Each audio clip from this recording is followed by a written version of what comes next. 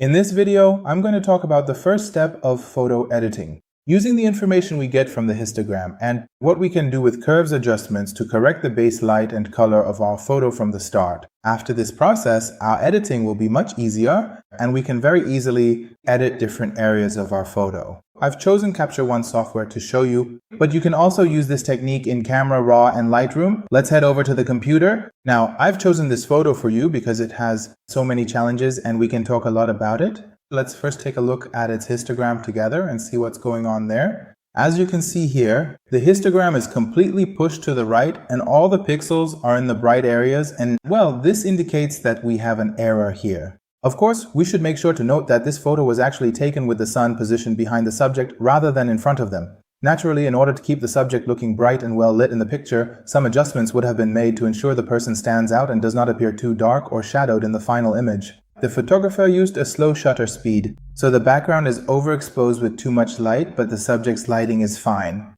But all of this can be controlled and fixed using the information the histogram provides. If you look closely at the histogram, the dark areas on the left side are completely empty, with no data present there on the left, while the right side is completely full. More importantly, the graph has actually peaked past the very top of the histogram, which is a major error. In a histogram, we're never allowed to let the graph go beyond the limit, meaning past the top of the scale. It's fine if it's bunched up to the right or to the left.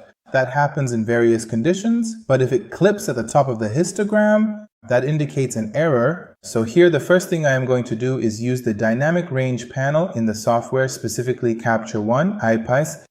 I will use the highlight slider to lower the highlights in the image and recover some detail to bring back those overexposed areas.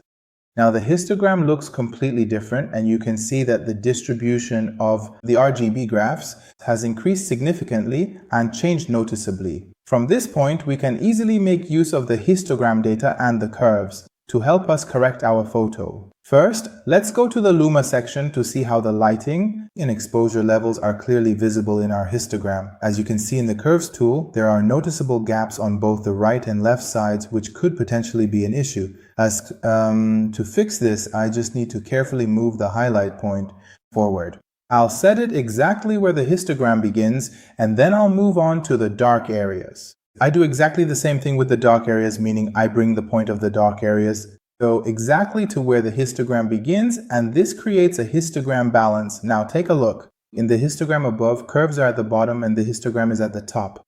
We have a correct start and end, meaning we have dark pixels and we have bright pixels too. And our histogram from start to finish, meaning from left to right, is perfectly correct. But it doesn't end here. We need to go to the RGBs. RGBs can provide much more precise information regarding color. If you look closely at the image, the color has shifted and a yellow color cast has appeared over the image. Now part of that could be white balance, but here it's the lack of balance. Into the RGBs. Be sure to keep in mind that in terms of light and color, we can only have a normal photo when the RGBs are close to each other, equal to each other. Now, sometimes in certain conditions, they might be slightly off, but in the histogram, the RGBs must be close together, meaning the graphs should be near each other. When this happens, we have standard lighting. Now let's see more. First, let's look at the channels one by one together. The red, green, and blue channels, and as you can see, in each of the channels, there's empty space on the right and left of my histogram, which is exactly the error that has occurred in my photo. So I'll very easily correct each channel individually. I'll go to the red channel, I'll take the point for the bright areas and move it forward until you get to the start of my histogram, then the point for the dark areas. I'll place at the start of the histogram, I'll go to the green channel. I'll do exactly the same thing with my green channel. See, it should be at the start of the histogram, and then I'll go to the blue channel and correct the blue in exactly the same way. Now, if we look at a before and after of our image, see, this is before and this is after. And here, in terms of light and color, we've managed to perform the basic correction of our photo. The next part is about white balance. We can go to the white balance.